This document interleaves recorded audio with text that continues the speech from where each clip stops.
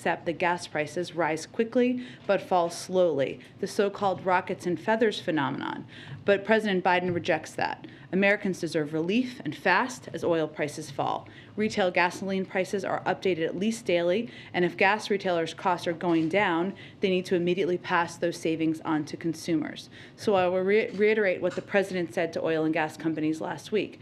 The invasion of Ukraine and the volatility of the oil market is no excuse for excessive price increases, profit padding, or any effort to exploit American consumers. No one should capitalize on Putin's aggression by taking advantage of American families. And this chart, which you see here, shows both the price of crude oil, and you see where it is as it relates to the price of gasoline. And as you've seen it go down, the price of gasoline obviously has not gone down. So that is the explanation of that particular chart. Also, just wanted to note before we get to questions that in some good news, we saw history made yesterday with the strong bipartisan confirmation of Shalonda Young, the first black woman to serve as the director of the Office of Management and Budget. For the past year, she served as a key advisor to the president, a member of the economic team. She's led the development of the president's budget and helped effectively implement his agenda and vision across the entire federal government. She's not just making history, she's exceptionally qualified and has vast budget experience from her years leading staff on the House Appropriations Committee. So we're thrilled to have her as our confirmed director. Finally, I know you just heard the president give remarks on this, but for clarity's sake and to make sure everybody fully understands the totality of assistance, what the president announced today was an additional $800 million in security assistance to Ukraine, bringing the total U.S. security assistance committed to Ukraine to $1 billion in just the past week, and more than $2 billion since the start of the Biden administration, and more specifically, since last March. There's additional security assistance in the omnibus the president signed into law yesterday, but we're also working with the Ukrainians and others on delivery mechanisms of that. So what he outlined today is the additional $800 billion from that. And this assistance, as you heard him say, will take the form of direct transfers of equipment from the Department of Defense to the Ukrainian military to help them defend their country against Russia's unprovoked and unjustified invasion. It also includes U.S.-produced short-range air defense systems the Ukrainians have been using to great effect, systems they are trained on. We've also identified and are helping the Ukrainians acquire additional longer-range systems on which their forces, again, are already trained, as well as additional munitions for these systems. And we will continue to work with allies and partners to transfer equipment to Ukraine. At least 30 countries to date have provided security assistance to Ukraine since the invasion began. And in 2022, the Department of State authorized third-party transfers of defensive equipment from more than 14 countries, a number that continues to grow as allies and partners increase support to Ukraine. Chris, why don't you kick us off? All right. First off, just want to note this is your 200th briefing. Oh, wow. Well, time flies when you're having fun. And we will celebrate with a lot of questions. Okay, 200. Let's do it. To start us off, the White House has said the Russian actions in Ukraine are under close scrutiny for potential war crimes. But today, President Biden directly labeled Putin a, quote, war criminal. Has something changed the administration's assessment? What brought this new remark from the president today? I think the president's remarks speak for themselves. He was speaking from his heart and speaking from what he's seen on television, which is barbaric actions by a brutal dictator through his invasion of a foreign country. There is a legal process that continues to be underway at the State Department. That's a process that they would have any updates on. So another question on the military assistance. Is the White House, is the administration facilitating the transfer of S-300 anti-air missiles? How is the U.S. facilitating that? How many might be provided to Ukraine? Well, let me just provide to you, as I've educated myself a little bit on weapon systems over the past few days, I thought this might be helpful to you. So S-300s are anti-aircraft systems. We are providing Stingers, are also anti-aircraft systems. There are a range of anti-aircraft systems that different countries have around the world. So as I noted, I know that President Zelensky called out specifically S-300s, and while I'm not going to get into specifics for security reasons, we are continuing to work with our allies and key partners to surge new assistance, including Soviet or Russian origin anti-aircraft systems, which is exactly what that is. But what we're talking about here is how to provide them a range of anti-aircraft systems that will help them do exactly what they've been doing, which is to shoot down planes. And part of what the president announced today was additional Stingers that serve exactly that purpose. Sure, but given that the S-300 has a much longer range than the Stingers, is that part of the administration's plan to find a way to facilitate that specific training? Without getting into specific systems, there are a range of anti-aircraft systems that do have longer range. We are continuing to consult with our allies and key partners to surge that assistance, but I'm not going to get into more specifics. And the last question is, the Federal Reserve raised rates today to help fight tame inflation. Is the administration confident that the Fed can beat inflation through rate hikes and not risk a recession? Well, I would note that Chairman Powell spoke to exactly that question today. So I would point you to his specific comments answering that question, where he did express confidence in the ability to take the steps he announced and avoid that. I would note that while we respect the independence of the Federal Reserve, as we have said many times, the president has also said in the past that he recognizes not only their independence, but that it is appropriate and necessary for the Federal Reserve to recalibrate their support to maintain stable prices. And obviously they made an announcement today. As it relates to, we obviously closely watch, hear from the administration, and closely monitor all risks, and we continue to believe that the United States economy is positioned well to deal with the challenges ahead, even as we continue to monitor. And obviously there are events that impact the economy, including an invasion of a foreign country, and we're seeing that impact as well play out in the economic data. Go ahead. Back on this question of labeling Putin a war criminal. I mean, this war has now been going on for 3 weeks. So far, the president has declined to use this label. As you note, there is an ongoing sort of formal process before you can use this term. So something must have changed for the president to feel like he can take this additional step today. What? What else is he seeing? The president was answering a direct question that was asked and responding to what he has seen on television. We have all seen barbaric acts, horrific acts by a foreign dictator in a country that is threatening and taking the lives of civilians, impacting hospitals, women who are pregnant, journalists, others, and I think he was answering a direct question. The administration is making it very clear and publicly how much assistance the U.S. is providing to Ukraine. Whether we are fighting in this war or not, the U.S. is obviously heavily involved. Putin certainly knows all of this. He knows where this equipment is coming from. Is there any concern that you run the risk that he may view this as the kind of direct U.S. involvement, the direct confrontation that you are trying to avoid? Well, all of the equipment that we're providing, whether it's Stingers or Javelins or counter-artillery, mortar radar, counter UAV tracking radars, anti-armor systems, unmanned aerial systems. This is all defensive equipment and materials. It is more than we've ever provided to Ukraine in the past. It is a significant amount of assistance that we have expedited the delivery on, and we will continue to do exactly that. But as our Department of Defense, and they can certainly speak to themselves, they do risk assessments. They assess what the impact will be of the types of assistance they're providing. We're obviously watching how the types of assistance we have provided have helped the Ukrainians courageously and bravely fight back, and we're giving them more of that assistance. We've also given them additional types of assistance we had not yet provided to them. But again, these are all defensive weapon systems. You have noted from the podium that Putin has shown no signs of changing course. You've also noted that there are significant consequences that Putin could still face. Even with this additional aid that you're providing today, it seems there are still other options on the table. So why hold back? Why not use every tool at your disposal now to spare additional lives? Well, I think if you look at the range of tools that we've used to date, we have implemented more economic sanctions than we have on any other economy in the world. You could compare it potentially to Iran or maybe North Korea, but Russia is a much more significant economy, a larger economy, and so I wouldn't say that we are holding back in that sense. We do have additional steps we can take, as we've talked about a bit in here before. Obviously, the SWIFT banking system and the implementation of those sanctions happens institution by institution. There are additional individuals that can be sanctioned. We can have new targets. We can deepen the severity of sanctions on existing targets. We can further eject Russia from the international economic order. We can further deny Russia the capacity to modernize and diversify its economy, like we have with the export controls and the cutting off of access to a lot of technology. And we can further expose and hold to account discount the kleptocracy. These are additional actions we have, additional options we have, and we can take them, and that is a decision that we would make through a discussion internally. But what are you waiting for?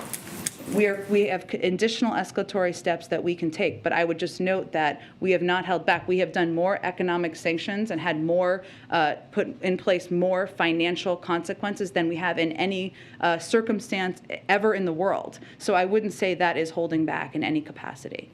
Go ahead. Jen, does the White House have any insight or assessment of the negotiations between Ukraine and Russia? President Zelensky seemed to indicate there had been some progress, but President Putin's remarks later did not make the same impression. We obviously stay in very close touch with the Ukrainians, but what I would note is we haven't seen any effort to de-escalate from President Putin and from the Russian military. So while we will continue to be very supportive in a range of ways of diplomatic efforts, whether that is engaging directly with the Ukrainians, with the Europeans, you saw obviously Jake Sullivan had a call with his counterpart this morning as well, but we also are providing a range of security assistance and economic assistance to make sure we're strengthening Ukraine as they go into these discussions. But it's hard to have negotiations that are going to be effective if one party is continuing to escalate. President Zelensky, in his remarks to Congress today, again made his request for a no-fly zone. He no doubt is aware of President Biden's position on that. Is there any scenario in which President Biden would change his mind? Well, first let me say that the president watched the speech. I know some of you asked this, so let me just do this now. He watched the speech from his residence in his private library. As you heard him say, he thought that President Zelensky was passionate, was powerful, and certainly he watched the totality of it. We are in very close touch with the Ukrainians. Nothing that he asked for or said today was a surprise in that sense. And if we were President Zelensky, we would be asking for everything possible as well and continuing to ask for it because he is watching his country and his people be attacked and brutalized by President Putin and the Russian military. But how President Biden makes decisions is through the prism of our own national security. And as we've said before, a no-fly zone would require implementation. It would require us potentially shooting down Russian planes, NATO shooting down Russian planes, and we are not interested in getting into World War III. Just lastly, does the White House view Russia being ready to go back and allow the Iran nuclear deal to move forward? Well, we can't blissfully speak for Russia. I'm sanctioned. They especially wouldn't let me speak for them, I guess, now. I don't know if it's changed. But I would say that Russia does not want Iran to acquire a nuclear weapon. We don't either. While we have a range of strong disagreements with them, we can't speak for their intentions here. Certainly, we believe it's in both of our interests for this to move forward. Go ahead. Jen, does the president believe that it would be important for President Zelensky to be at the NATO summit next week as long as it is safe for him to do so? I have not discussed that exactly with the president, but the president's going there to meet with NATO partners and allies. Obviously, President Zelensky is, his country is in the middle of a war, so I have not talked to him about that specifically. I wanted to ask you about Jake Sullivan speaking with his Russian counterpart. The Russian readout said that this happened at the U.S.'s initiative, and the NSC's readout said that if Russia is serious about diplomacy, then Moscow should stop attacking Ukraine. You've obviously consistently said from the podium that the door to diplomacy is never closed. Are we seeing, though, a ramp up in diplomatic efforts with Russia right now? Well, this is the most senior conversation between the U.S. and Russian officials since Secretary Blinken last spoke with Foreign Minister Lavrov. I would note that we have maintained direct and indirect contact with the Russians through our embassy and officials there, including through Ambassador Sullivan, and we also have a military deconfliction channel. But we requested this call to clearly lay out our commitment to continuing to impose costs on Russia if they do not stop attacking Ukrainian cities and towns, and to warn them about the consequences and implications of Russia potentially using chemical or biological weapons in Ukraine. So it's important to convey those consequences directly, and this is an opportunity to do that. Just one final question on a different topic. The administration has marked the one-year anniversary of the Atlanta spa shootings and spoken about some of the actions that the federal government has tried to take. As you know, this week, an Asian woman in New York, a 67-year-old woman, was hit more than 125 times, was stomped on, was called a racial slur. Obviously, that video is very sickening to watch. Do you know whether the president has seen that video? And just what would the president's message be to anyone in the Asian American community who feels like, well, the actions that the government is taking are not enough to stop these attacks, and they say that they feel afraid? Well, I would say that our message to them, I have not talked to the president about this specific video. I have seen it, a number of us have seen it, and as you said, it is very difficult to watch. I would say that his message to them would be, our work is not done, that we want to stand by your side and continue to stand up for you, to protect you, to call out this type of discrimination and horrific actions, including in the example you gave, and that what he has done is try to elevate this type of anti-Asian hate in this country, so that people are aware of it, so that communities across the country can continue in that fight as well. But the work clearly is not done, and we need to be steadfast in it. Go ahead, David. Jen, a couple of questions on today's events. So first, in the conversation that Jake Sullivan had with his Russian counterpart, he issued a very specific warning about chemical and bio.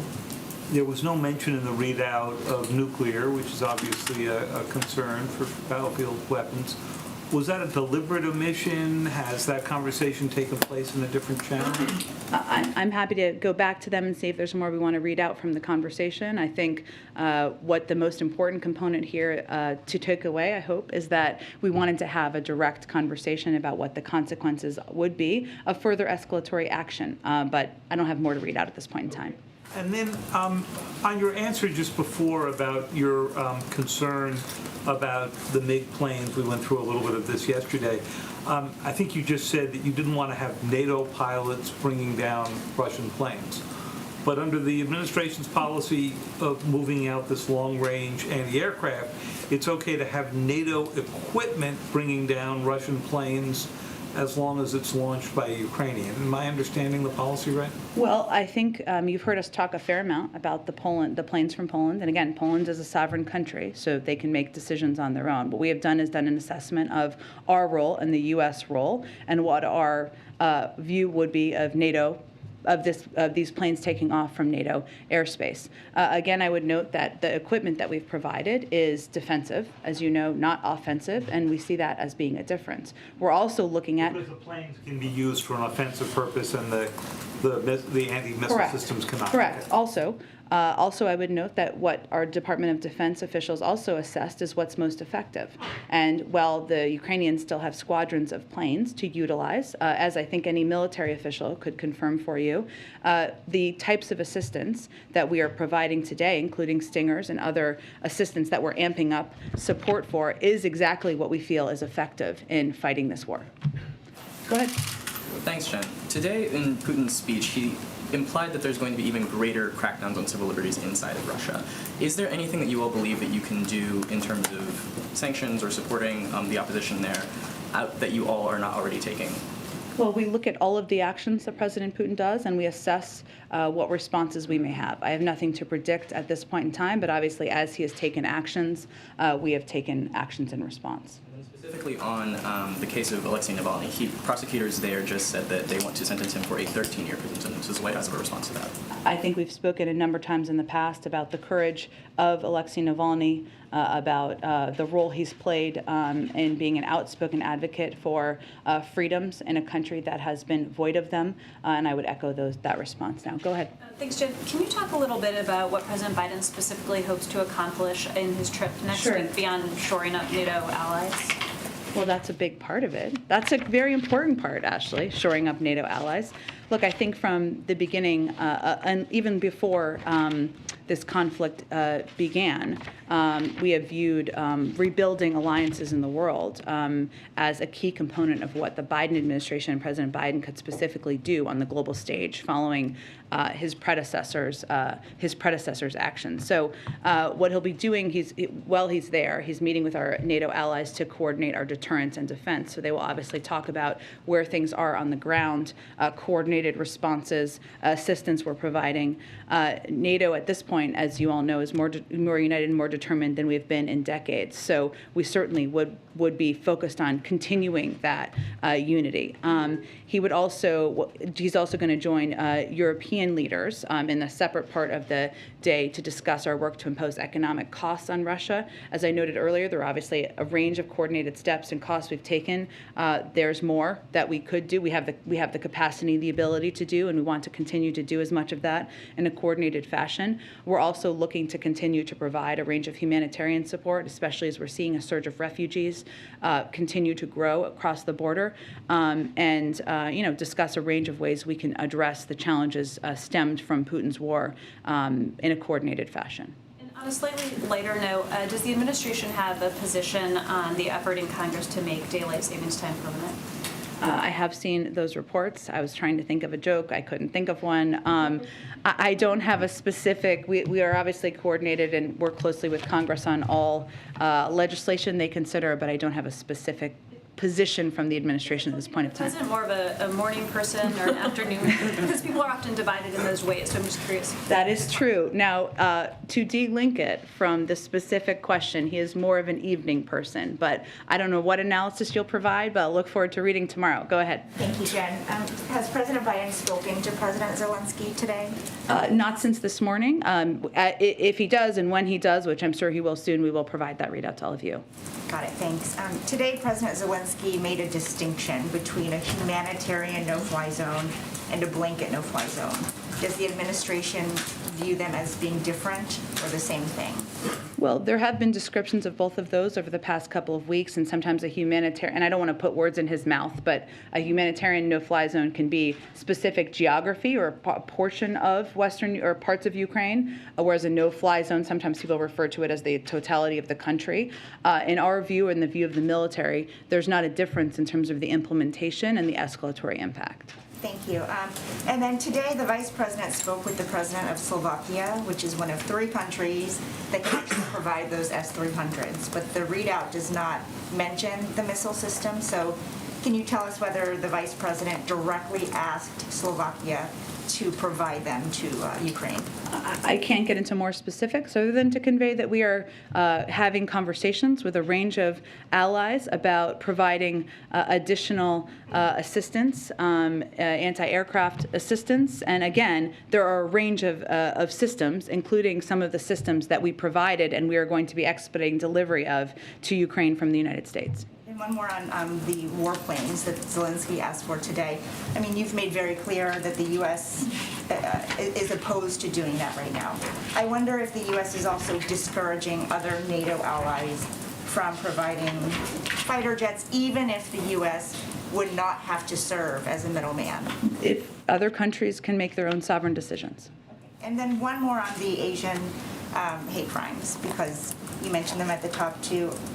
Do you know if the DOJ has concluded that there is not enough evidence to charge the shooter in Atlanta with a federal hate crime? I couldn't speak to that from here. You'd have to ask DOJ that question. And then more broadly, since the administration adopted new policies that are meant to make it easier to identify these crimes as hate crimes, can you point to any progress? Again, I'd point to the Department of Justice who are implementing. Thanks, Jen. Sure, go ahead, Jackie. Thank you, Jen.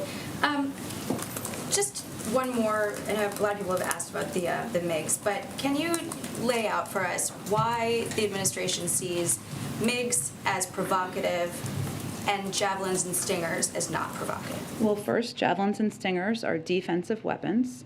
MiGs or planes are offensive weapons, which are a different type of military system. I would say the other assessment that we've done, not through the White House, not through the President, from the Department of Defense, is to assess what is effective and what works in terms of fighting this war on the ground. And that is why we provided an additional $1 billion, $800 million announced today, but $1 billion this week of assistance, utilizing a number of the high-level military systems, Stingers, Javelins, counter-artillery, counter-mortar radar, anti-armor systems that we know have been effective and we know the Ukrainians are trained on. Third, Ukraine's Air Force already has several squadrons of mission-capable aircraft, and giving them more would not significantly change their effectiveness. And finally, I touched on this in the beginning, offensive versus defensive, but we also do risk assessments from the Department of Defense about what would be escalatory, and that is obviously what we would like to avoid. John Kirby has said that success for the U.S. mission in Ukraine is a free, independent, sovereign Ukraine. We've also heard that the official mission is to prevent escalation beyond Ukraine. Which is it? Both are true. If we're not specific about what exactly the desired outcome is, how do we expect to be able to... Why could both not be true? A sovereign Ukraine and preventing them from expanding beyond. Okay. And then moving on to the nuclear deal. General McKenzie told the Armed Services Committee that from everything that he can see, the IRGC is a terrorist organization. Is the White House willing to delist the IRGC from the foreign terrorist organization list in order to get a deal with Iran? We're still in the negotiations, so I'm not going to speculate or outline from here what the final details look like. And these are likely the group responsible for firing missiles at U.S. facilities in Iraq. So as long as Americans aren't killed, are there no consequences for something like that, all in an effort to get a nuclear deal? Again, you're speculating on something that is not even finalized. The deal is not finalized. What I would note, and I would just go back to why we're negotiating this deal, and right now we're negotiating this deal because Iran's nuclear gains are threatening U.S. interests. There's urgency to taking steps to contain that, which is why we've been engaged so closely. And that is all the result of President Trump pulling out of the deal and Iran moving closer to having the capacity and acquiring a nuclear weapon and speeding up their breakout time. So we are here thanks to the actions of the last president and the last administration, and it is in our interest, it is in the global interest to prevent Iran from acquiring a nuclear weapon. Go ahead, Kristen. Thanks, Jen. How quickly can Ukraine expect to receive the list of military aid that President Biden laid out today? Well, we have expedited, as we've noted from here, about $300 million worth of military and security assistance over the last couple of weeks. We continue to have channels to deliver military assistance, and so we would continue to work to deliver it quickly. There have been military deliveries even in the last few days. So it has been rolling, and you're confident it will continue to be, including these new... We continue to have channels to do exactly that, yes. Okay. And the president said, going back to the long-range air defense systems, that he was working with allies to acquire them. Can you tell us where they are and what the expectation is in terms of the timeline for getting those systems to Ukraine? I can't outline where they are because we're going to keep those conversations private. I would note that a great deal of what we're doing is augmenting the type of effective military assistance that we're doing from the United States and working to prioritize equipment that they are trained on. But we are discussing with a range of partners. When we say Stinger or Javelins, those are brands. There are different kinds of similar assistance or other types of assistance that different allies have around the world. And I want to go back to the MiGs quickly and just be crystal clear about what you're saying, because when I asked the president about this earlier, he said he's not going to comment. He didn't say that it's not an option. So, well, we've spoken to it approximately 167 times. So maybe well, here's 168. Go ahead. There's a growing number of Republicans and Democrats who are supporting the U.S. striking a deal with Poland to send the MiGs. You have Elise Stefanik earlier today saying Ukraine needs those MiGs. You have Scalise saying getting those MiGs in immediately is critical. There's a growing chorus of voices saying that now is the time. Has the president reconsidered his stance at all at this point? No, because our military makes assessments, which they put out that assessment last week, and I would just echo that one part of the assessment is based on what equipment is effective in fighting this war, anti-armor and air defense systems. They are effectively defending the country. That is what we have provided additional assistance on. Second, they have several squadrons of mission-capable aircraft. I don't think that's enough, Jen. You heard President that are not being, Kristen, that are not being utilized. This is the assessment by our Defense Department. Third, They are also assessing that the transfer to Ukraine may be mistaken as escalatory. So this is how our Defense Department is assessing. They are assessing also that it would not significantly change the effectiveness of the Ukrainian Air Force. And these are the types of risk assessments we certainly understand. We share the passion, the anger, the horror at what we're seeing. And that is why we significantly increase the types of military assistance, the types of equipment that we know is effective, and our Defense Department is determined is effective in fighting this war. President Zelensky ended his speech today by saying, being the leader of the world means to be the leader of peace. Is President Biden satisfied that he's leading this leadership moment, given that we're now 3 weeks into this war? Well, I would say that President Zelensky also thanked the president for the role he's played. And without President Biden, there would not be 30 countries around the world providing security and military assistance. NATO would not be as aligned as it is. We would not be unified in our implementation of the most crippling sanctions we've ever implemented against a foreign country.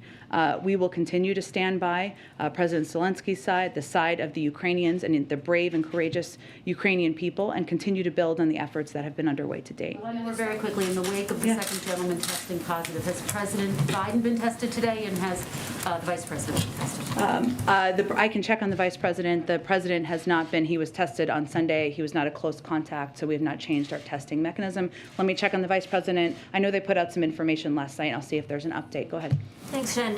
Can you confirm that Switchblade drones were part of the package? And if so, do you consider that still defensive? I don't have more details beyond what was in our fact sheet to confirm from here.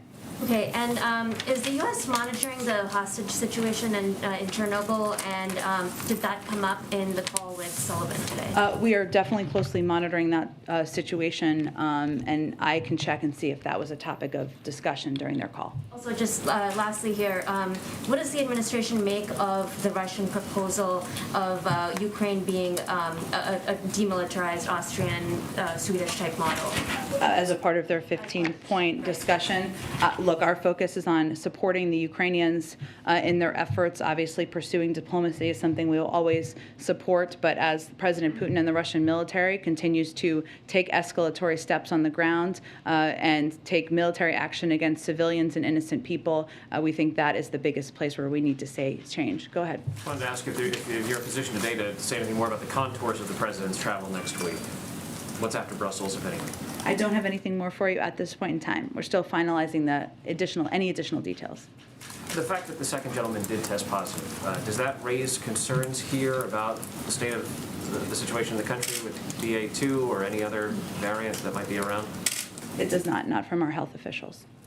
Jen, back in the room. Can I I'll go back in a second. Go ahead. Sarah Bloom Raskin withdrew her nomination yesterday. I'm wondering if you can speak to that, and in particular, will the president name a new nominee soon for that post? He certainly will nominate a new person to serve, to nominate to that post. It's been less than a day, so it may be a little bit more time. We are certainly disappointed. Sarah Bloom Raskin remains one of the most highly qualified people to ever be nominated to this position, but it's an important role, and he will nominate someone to fill the position. How those final sort of days played out on that? Was there an attempt to get bipartisan support, or was Senator Manchin's statement sort of seen as the decisive one? No, I would say, as I said from this podium, there was continued efforts to seek bipartisan support and continue to support her candidacy. And sorry, going back to the drones, is your position that the drones were assessed by the Defense Department to not be perceived as escalatory and to not be perceived as offensive weapons? Again, I don't have anything more to confirm beyond what was in the fact sheet and the specifics in there, but defensive weapons is what we have provided. Go ahead. Yeah, I'll go to the back in a second. The administration, including you yesterday, have raised very dire warnings about what will happen if this COVID money doesn't come through. President Biden held a bill signing yesterday, a very celebratory bill signing for a piece of legislation that was stripped out of, that funding was stripped out of. Why didn't the president mention it? And is he willing to expend political capital on this? Yes, he is, absolutely. I would say that we have been working around the clock over the last few days, behind the scenes and publicly, to convey very clearly to elected officials across the country and the American people what the impacts will be. So I would expect you'll hear from him more soon about it.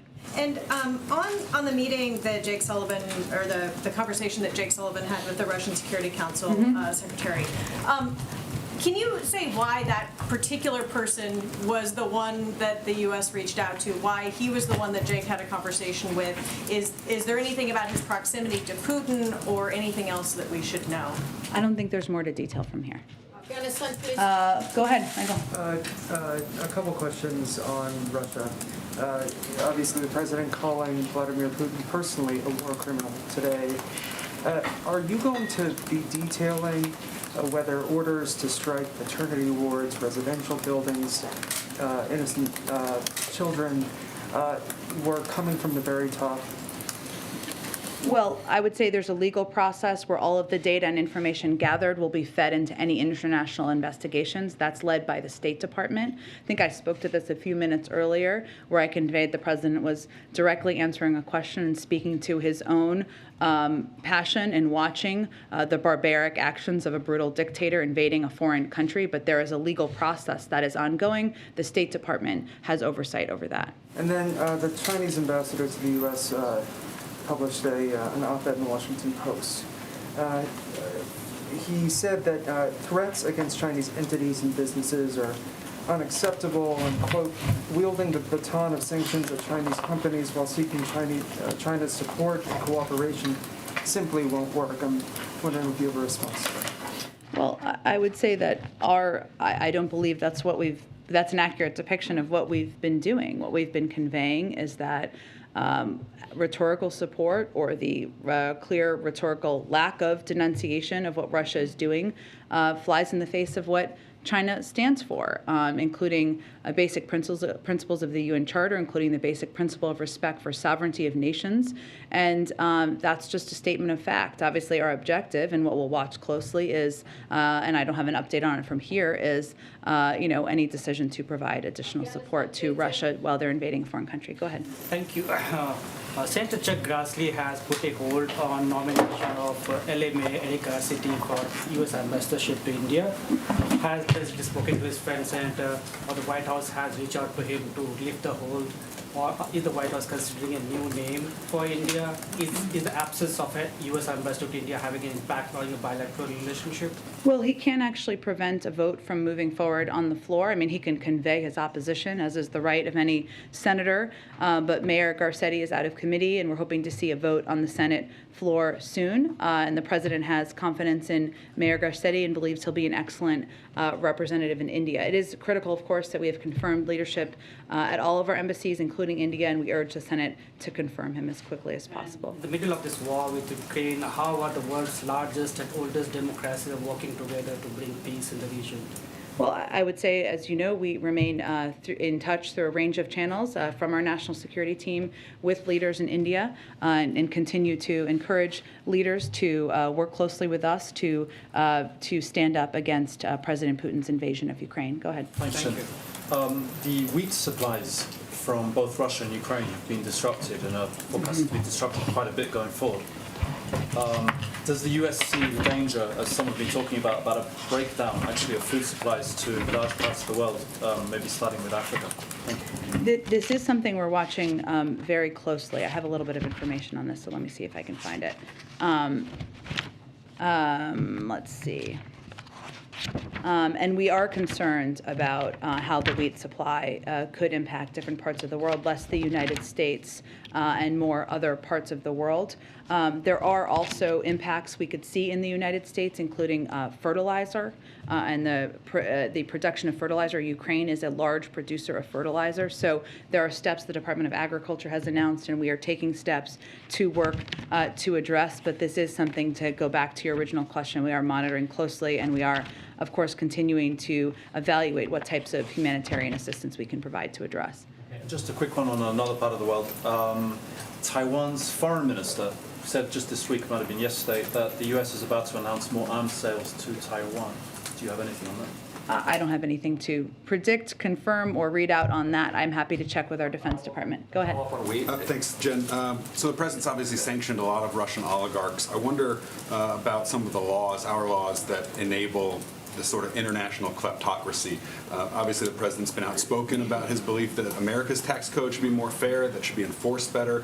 And I wonder if the president has thought about or has had conversations with people on the Hill about possible legislation that would change some of these laws, make real estate transactions more transparent, require companies and trusts to be registered to people by their actual name, prevent Americans from using offshore banks as tax havens. Any of that under consideration? A number of those he's expressed support for in the past. I'm happy to check with our economic team and see if any of those are under discussion. No sense that those talks have picked up. I just don't have an update on it. Go ahead, Karen. Just to go back to Jake Sullivan's call, you noted when you were first talking about it that this was the most senior conversation between the U.S. and Russia since Secretary Blinken's last conversation with Lavrov. So why now? Why today? Has something changed that's given the administration any reason to think this could produce some progress, a call like this? I wouldn't put that much optimism in it. I would say that there have been ongoing direct and indirect conversations with the Russians. It's not that it stopped at any point. Those have happened through our ambassador, and it just felt like the appropriate time for our national security advisor to have a discussion and directly convey that there will be additional consequences should things proceed, including if there is a use of chemical weapons. I guess to ask you the inverse then, would there be any increasing concerns that prompted that call today? I would say that, diplomatic conversations and talks, there isn't always a magic reason why they happen in a particular moment, and this was just felt like the appropriate time for us to engage at that level. Go ahead. I have to wrap up in a second here, but go ahead. Thank you, Jen. You put out a list of all of the military equipment included in that $800 million that's being provided to Ukraine. Among those items, let me read them to you: 100 grenade launchers, 5,000 rifles, 1,000 pistols, 400 machine guns, and 400 shotguns. Are you saying those items are not offensive weapons? They're weapons that help the Ukrainian people fight against an invasion by a foreign country. They can be used offensively, can they not? Again, they're weapons. What I'm talking about is weapons that can be used to fight. The answer is yes. I mean, although you don't want to say it, that answer to that question is yes. And so, obviously, you're trying to make this distinction between offensive. Well, what we're talking about. Let me finish. Let me finish. Well, let me finish my answer. No, you aren't. No, I was finishing a point, and then you can respond to mine. Okay, go ahead. All right, you're making this distinction between offensive and defensive weapons. Anybody that looks at that list of weapons that I just mentioned, they would say clearly they're offensive. If a Ukrainian military officer or someone who is enlisted has one of these weapons, they can take out a Russian military official of some sort with these weapons. They're offensive in nature. So why not provide more offensive weapons like this to the Ukrainian military? Well, first of all, we are providing a range of rifles, etc. There is a difference between a plane and planes and massive military systems. I think anybody would recognize this. And what we're talking about, which is giving rifles and pistols to many of them farmers and people living in countrysides to defend themselves. I think there's a difference that most people recognize. Thank you, everyone, so much. Have a nice day. You promised the back of the room. I will get to you tomorrow. I'm sorry, I have to wrap up. I apologize. Jen.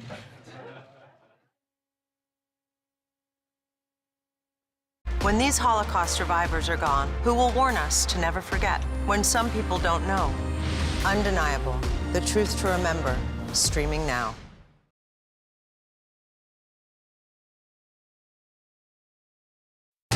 People from every corner of America facing challenges. Everyone is just looking for some